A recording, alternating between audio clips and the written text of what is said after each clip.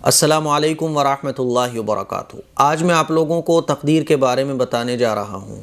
تقدیر کس کو کہا جاتا ہے اور تقدیر کا کیا مسئلہ ہے۔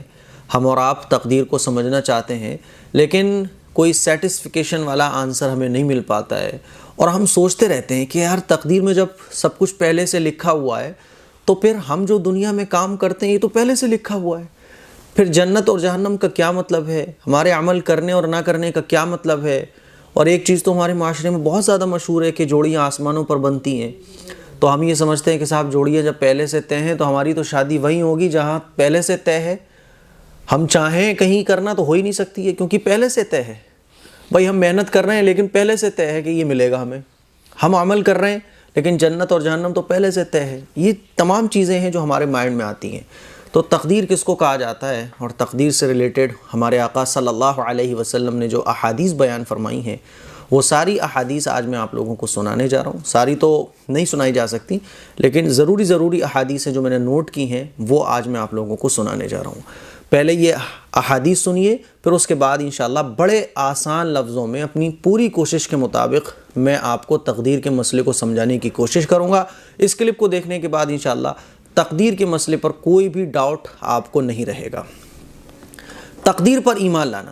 نبی کریم صلی اللہ علیہ وسلم نے ارشاد فرمایا، تم میں کوئی شخص مسلمان نہیں ہوگا، مومن نہیں ہوگا جب تک کہ تقدیر پر ایمان نہ لائے، اس کی بھلائی پر بھی اور اس کی برائی پر بھی، یہاں تک کہ یہ یقین کر لے کہ جو بات واقع ہونے والی تھی وہ اس سے ہٹنے والی نہ تھی، اور جو بات اس سے ہٹنے والی تھی وہ اس پر واقع ہونے والی نہ تھی۔ یہ ترمذی شریف میں حدیث موجود ہے۔ تو تقدیر پر ایمان لانا ضروری ہے۔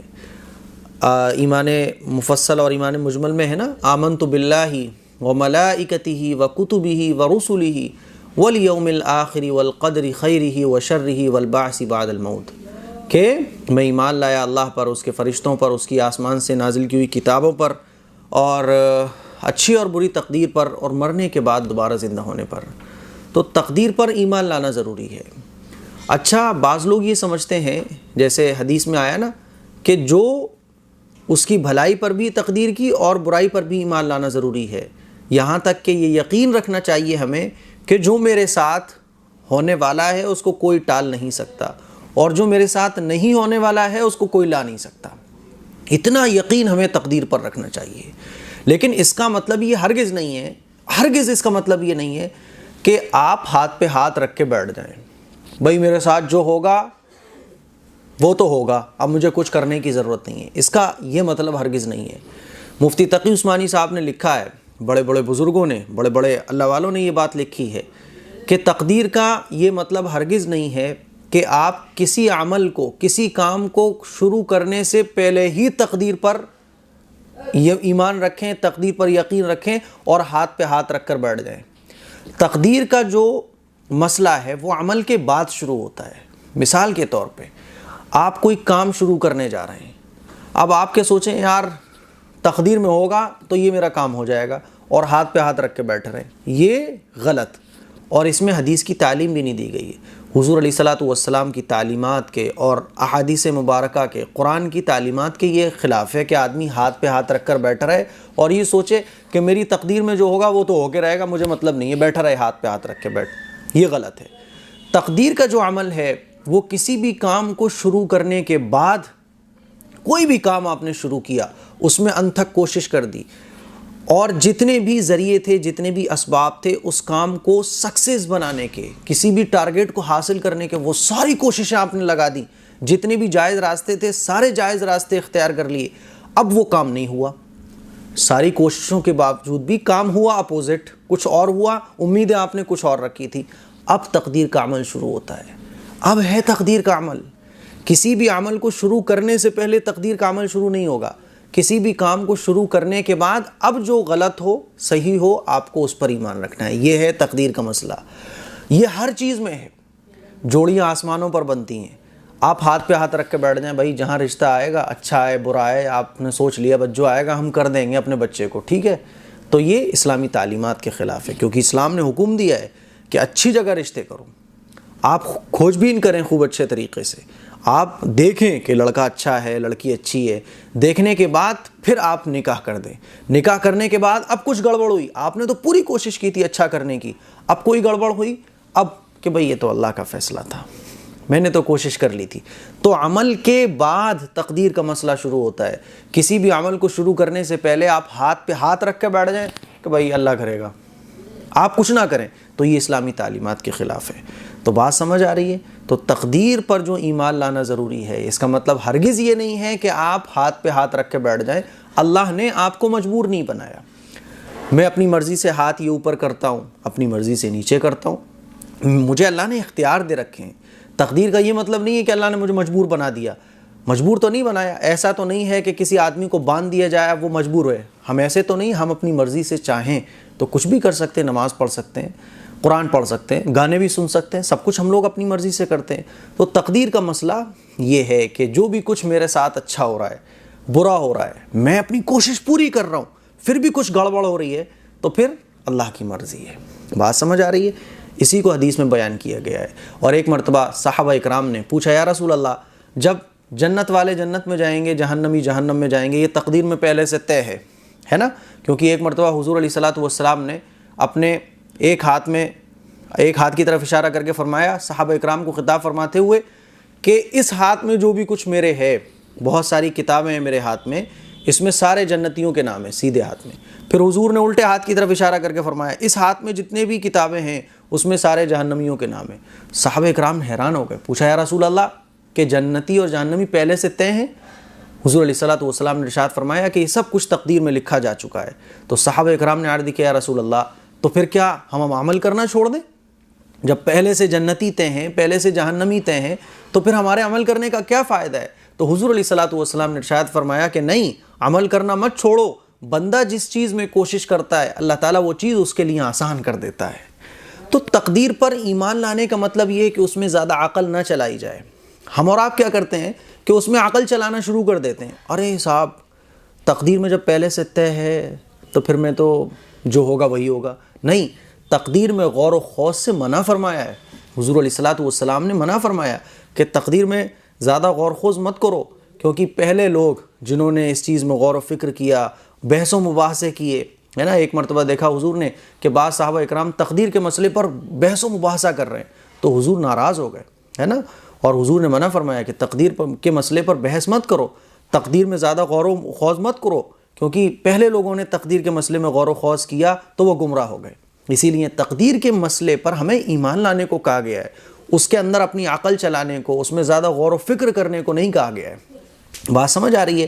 اسی لیے کہا گیا کہ تقدیر پر ایمان لے کر آؤ۔ حضور نے فرمایا کہ تم میں سے وہ شخص مومن نہیں ہوگا جو تقدیر پر ایمان لے کر نہ آئے۔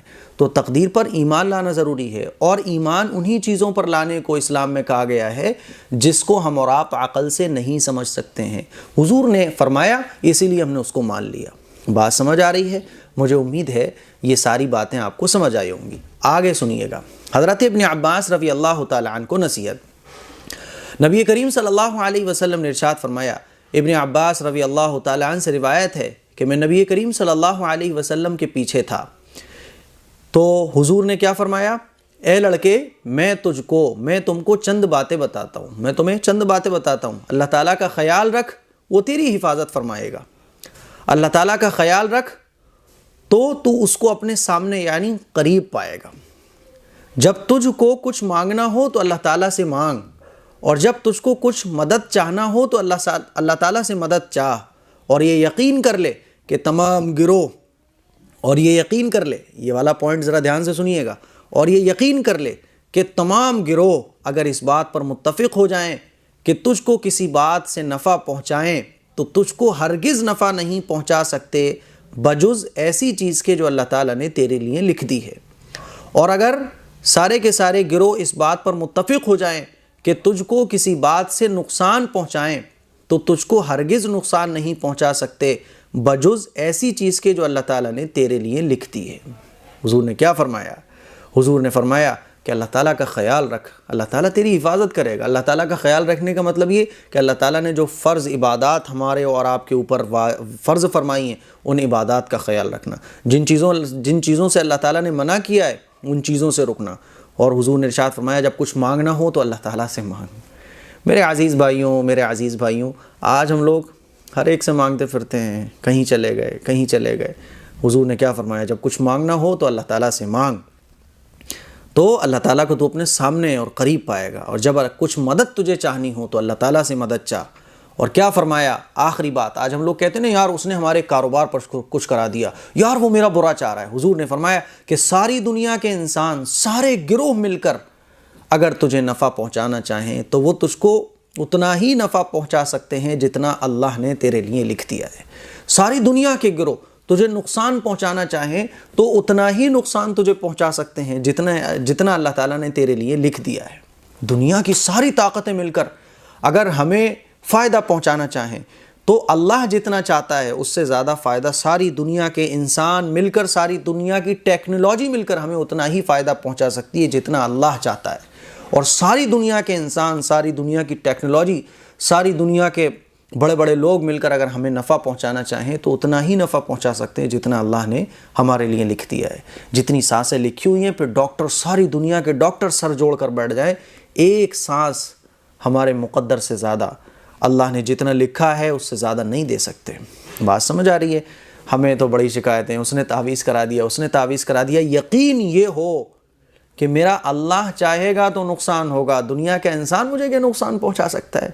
دنیا کا جادو منتر کرنے والا مجھے کیا نقصان پہنچا سکتا ہے؟ میں تو اللہ پر یقین رکھتا ہوں، نقصان تو اللہ کی طرف سے، نفع تو اللہ کی طرف سے۔ جب نفع اور نقصان کا مالک اللہ ہے تو مجھے مانگنا بھی کس سے؟ اللہ سے مانگنا ہے۔ چلیے صاحب آگے دیکھیے، 5 چیزوں سے فراغت۔ نبی کریم صلی اللہ علیہ وسلم نے ارشاد فرمایا اللہ تعالیٰ نے تمام بندوں کی 5 چیزوں سے فراغت فرما دی ہے، اس کی عمر سے، اور اس کے رزق سے، اور اس کے عمل سے، اور اس کے دفن ہونے کی جگہ، اور یہ کہ انجام میں سعید ہے یا شقی ہے۔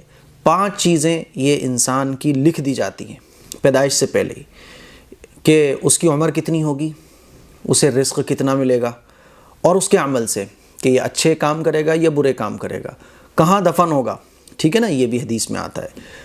لیکن میں نے آپ کو بتایا کہ بعض چیزیں ہوتی ہیں کہ انسان جب عمل کرتا ہے تو اللہ تعالیٰ اس کے لیے دروازے کھول دیتا ہے، جیسے رزق کا مسئلہ ہے۔ انسان اگر اپنی عقل چلائے گا، کاروبار میں، بزنس میں جائز راستے اختیار کرے گا، جائز چیزیں اختیار کرے گا تو اللہ تعالیٰ اس کو خوب عطا فرماتا ہے۔ اللہ تعالیٰ کسی کی کوششوں کو ضائع نہیں فرماتا ہے، ٹھیک ہے۔ اچھا، اس کے انجام سے کہ وہ نیک ہے یا بدبخت ہے، لیکن انسان جب خود کوشش کرتا ہے، جس 2 راستے ہوتے ہیں، ایک نیکی والا، ایک برائی والا، جب انسان برائی والا راستہ اختیار کرتا ہے تو اللہ تعالیٰ اس کے لیے برائی کے راستے کو آسان فرما دیتا ہے، جب انسان نیکی والا راستہ اختیار کرتا ہے تو اللہ تعالیٰ اس کے لیے نیکی کا راستہ اختیار فرما دیتا ہے۔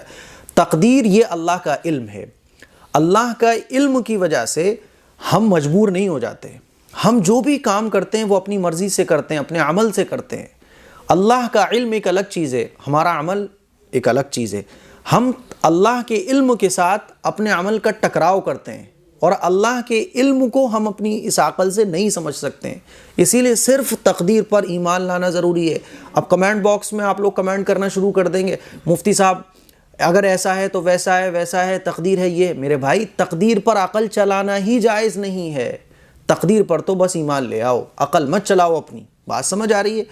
چلیے، تو یہ 5 چیزیں ہیں جس سے اللہ تعالیٰ فراغت فرما دی اللہ تعالیٰ نے تمام بندوں کی، ٹھیک ہے۔ وہی ہوگا جو منظور خدا ہے۔ نبی کریم صلی اللہ علیہ وسلم نے ارشاد فرمایا اپنے نفع کی چیز کو کوشش سے حاصل کرو، اللہ تعالیٰ سے مدد چاہو، اور ہمت مت ہارو، اور اگر تجھ پر کوئی واقعہ پڑ جائے تو یوں مت کہو کہ اگر میں یوں کرتا تو ایسا ہو جاتا، لیکن ایسے وقت میں یوں کہو کہ اللہ تعالیٰ نے یہی مقدر فرمایا تھا، اور جو اس کو منظور ہوا اس نے وہی کیا۔ یہ مسلم شریف میں حدیث موجود ہے۔ دیکھیں حضور نے کیا فرمایا کہ اپنے نفع کی چیز میں کوشش کرو، آپ کو لگ رہا ہے اس سے مجھے نفع حاصل ہوگا، اس سے مجھے جاب مل جائے گی، اس سے میں آگے بڑھ جاؤں گا، اس سے مجھے سکسیز ملے گی، اس میں خوب کوشش کرو، انت تک کوشش کرو، اور دن رات ایک کر دو اپنے نفع کی چیز کو حاصل کرنے کے لیے۔ حضور نے ارشاد فرمایا کوشش کرو اپنے نفع کی چیز میں، اور اللہ تعالیٰ سے مدد چاہو۔ کوشش بھی کرنی ہے اور اللہ تعالیٰ سے مدد بھی چاہنی ہے۔ یہ نہیں کہ صاحب کوشش تو آپ کر رہے ہیں لیکن اللہ سے مدد نہیں چاہ رہے. یہ غیر مسلموں کا طریقہ ہے. آپ ہاتھ پہ ہاتھ رکھ کر بیٹھ جائیں, کوشش بالکل نہیں کر رہے, اللہ تعالیٰ سے مدد چاہ رہے ہیں, یہ بھی اسلام کی تعلیمات کے خلاف ہے. کوشش کے ساتھ ساتھ اللہ سے مدد چاہی جائے, اور ہمت مت ہارو. یاد رکھیے گا, ہمت نہیں ہارنی ہے. ایک بار فیل ہوئے دوسری بار کوشش, دوسری بار فیل ہوئے تیسری بار کوشش. ہمت نہیں ہارنا چاہیے. یہ اسلامی تعلیمات ہے. آج جو پوری دنیا میں یہ کہا جاتا ہے ہمت مت ہارو, ہمت مت ہارو, یہ اسلامی تعلیمات ہے. ہمت نہ ہارنے کا درس اسلام دیتا ہے. تو کسی بھی چیز میں کوئی بھی چیز ناممکن نہیں ہے. اس دنیا میں سب کچھ ممکن ہے. آپ کوشش کیجئے, ہمت مت ہاریے, اللہ تعالیٰ سے دعا کیجئے, وہ چیز آپ کو مل کر رہے گی. آگے حضور نے ارشاد فرمایا کہ اگر کوئی چیز ایسی ہو جائے, کوئی واقعہ تمہارے ساتھ ایسا ہو جائے جس کو تم نہیں چاہتے تھے کہ یہ ہو, اب جب وہ ہو گیا تو یہ مت کہو ارے یار ایسا کر لیتا ویسا ہو جاتا, ارے یار ایسا کر لیتا تو ویسا ہو جاتا ہے نا, بلکہ یہ کہو کہ اللہ تعالیٰ نے یہی مقدر فرما دیا تھا. بعض دفعہ ہوتا ہے نا کہ کوئی ہمارا نقصان ہو جاتا ہے, کوئی کام گڑبڑ ہو جاتا ہے تو ہم کہتے ہیں ارے یار ایسا کر لیتا تو ایسا ہو جاتا, ارے یار تمہارے چکر میں ایسا ہو گیا, اس دن مجھے ایسا کر لینا چاہیے تھا. کبھی کبھی ایسے واقعات جب ہوتے ہیں تو ہم لوگ ہفتوں مہینوں یہی کرتے رہتے ہیں, یار زندگی بھر افسوس رہے گا, ایسا کر لیتا تو ایسا ہو جاتا, ایسے کر لیتا تو ایسا ہو جاتا. حضور نے اس سے منع فرمایا ہے کہ جو ہو گیا اب یہ مت کہو کہ ایسے کر لیتا تو ایسے ہو جاتا, ایسے کر لیتا تو ایسے ہو جاتا, بلکہ یہ کہو کہ اللہ تعالیٰ نے یہی مقدر فرمایا تھا, اللہ تعالیٰ کو جو منظور تھا وہی ہوا. تم سے جو کمیاں ہوئیں ہاں ان پہ غور کرو کہ آئندہ یہ کمیاں نہیں ہونے دینی ہے. ٹھیک ہے.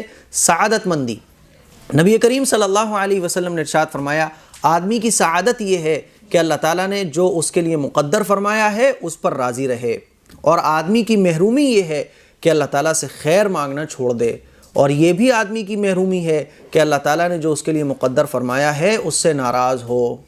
بعض لوگوں کے اوپر حالات آتے رہتے ہیں, پرابلمس آتی رہتی ہیں, بیماریاں آتی رہتی ہیں. اب وہ کیا کہتا ہے, ارے یار زندگی بیکار ہے, ارے یار پوری عمر ایسی گزر گئی. نہیں, اللہ تعالیٰ کے فیصلوں پر راضی رہنا یہ مومن کی نشانی ہے. بیماری ہے تو اللہ تعالیٰ سے دعا کرنا کہ اے اللہ تعالیٰ میری مدد فرما, اللہ سے تعلق مضبوط کرنا, ہائے تباہی نہیں مچانا, بلکہ اللہ تعالیٰ کے فیصلوں پر راضی رہنا, یہ سچے پکے ایک مومن کی نشانی ہے. ٹھیک ہے. تو میرے عزیز بھائیوں اور میری بہنوں, یہ تقدیر سے ریلیٹڈ کچھ احادیث تھیں جن کو میں نے آپ لوگوں کے سامنے ڈیفائن کیا, اور تقدیر کے مسئلے کو آپ لوگوں کے سامنے پیش میں نے کیا, آپ لوگوں کو سمجھانے کی کوشش کی کہ تقدیر کے مسئلے پر ہمیں زیادہ عقل نہیں چلانا چاہیے. بعض لوگ جو ہے نا وہ یہی کہتے رہتے ہیں بھائی یہ تو اللہ تعالیٰ کی طرف سے لکھا ہوا تھا نا. ہم کہتے ہیں جی بالکل لکھا ہوا تھا, تو پھر یہ بتاؤ یہ تو اللہ تعالیٰ نے پہلے لکھ دیا اسی لیے یہ ہوا ہے نا. تو یہ جو عقل چلانا ہے اس سے آدمی گمراہ ہو جاتا ہے, اور پھر آدمی کیا سوچتا ہے بھائی سب کچھ لکھا ہوا ہے, میں کیا کروں, کیا نہ کروں, میں نماز کیوں پڑھوں, اور پھر یہ ساری چیزیں جو ہیں انسان کو گمراہ کر دیتی ہیں. اسی لیے تقدیر پر ہمیں ایمان لانا چاہیے, لیکن دوسری طرف ہمیں یہ بھی دیکھنا چاہیے کہ اسلام نے ہمیں عمل کرنے کا حکم دیا ہے, اسلام نے ہمیں کوشش کرنے کا حکم دیا ہے, اور اللہ تعالیٰ نے ہمیں مجبور نہیں بنایا. ایسا نہیں ہے کہ یہ ہاتھ میرا اللہ تعالیٰ نے کوئی باندھ دیا ہو کہ میں ہلا نہیں سکتا, میں یوں نہیں کر سکتا, اس ہاتھ کے ذریعے میں کیا نہیں کر سکتا. مجھے اختیار ہے, اللہ تعالیٰ نے اختیار دے کر ہمیں بھیجا ہے, اللہ تعالیٰ نے ہمیں مجبور نہیں بنایا. اسی لیے کوشش کرنا چاہیے, جائز راستے اختیار کرنا چاہیے, انتھک محنت کرنا چاہیے, اور اپنے مائنڈ کا استعمال کرنا چاہیے. سب کچھ اختیار کرنے کے بعد بھی کچھ اگر رزلٹ غلط آتا ہے پھر اللہ پر ہمیں توکل کرنا چاہیے. دعاؤں کی گزارش ہے, اس کلپ کو شیئر ضرور کیجیے گا. السلام علیکم ورحمۃ اللہ وبرکاتہ.